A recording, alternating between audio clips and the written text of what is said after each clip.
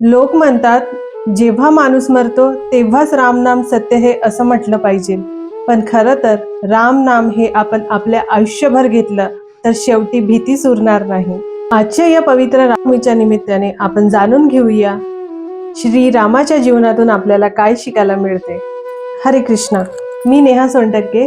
तर राम हे मर्यादा पुरुषोत्तम आहेत असं का म्हणतात आणि त्यांचा संदेश आपल्या जीवनात कसा लागू होतो याबद्दलच आपण आज या व्हिडिओमध्ये जाणून घेऊया. आज रामनवमी म्हणजेच भगवान श्रीरामांचा जन्मदिन.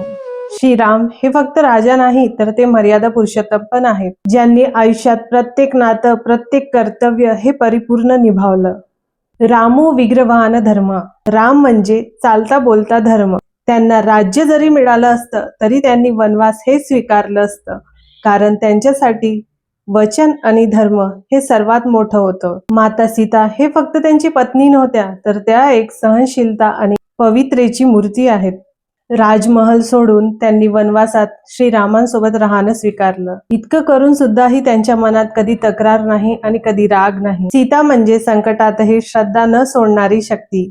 भगवान श्रीकृष्ण भगवद्गीतामध्ये सांगतात, यद्दाचरती श्रेष्ठ सत्व देवे तरोजना. म्हणजे महान व्यक्ती जे करतात तेच सामान्य व्यक्ती त्याला फॉलो करतो. म्हणून भगवान श्रीरामांनी स्वतः आदर्शाचं जीवन जगून आपल्याला मार्ग दाखवला. मनात होतं म्हणजे वचनांचा स्वीकार आणि श्रद्धा. जर आपण देखील आपल्या आयुष्यात भगवान श्रीरामासारखी श्रद्धा ठेवली तर आपल्याला प्रत्येक संकट हे मजबूत बनवतं.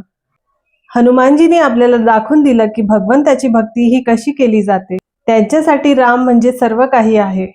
हनुमानजी नेहमी म्हणत असत, राम काजे किन्हे विना मोहे कहा विश्राम. म्हणजेच रामाचं काम केल्याशिवाय मला विश्रांती कशी. आज आपल्या जीवनात थोडं जरी दुःख आलं तर लगेच आपण तक्रार करतो, पण भगवान श्रीरामाने राज्य सोडलं, वनवास केला, आपल्या प्रियजनांपासून दूर राहिले, तरीही त्यांच्या चेहऱ्यावर शांतता आणि स्मित होतं.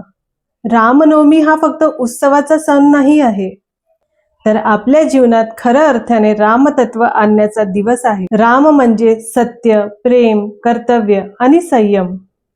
चला तर मग आजच्या या शुभ मुहूर्तावर आपण एक संकल्प केला पाहिजे की रोज आपण 10 मिनिटं किंवा जसं पॉसिबल होईल तसं भगवंताचं हे नामस्मरण केलंच पाहिजे. हरे कृष्णा कृष्ण कृष्ण हरे हरे, हरे राम राम राम हरे हरे.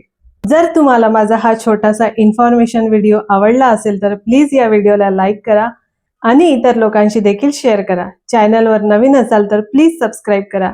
भेटूया अशाच एका नवीन मोटिवेशनल व्हिडिओ सोबत. तोपर्यंत हरे कृष्णा. श्री रामनवमीच्या खूप खूप शुभेच्छा.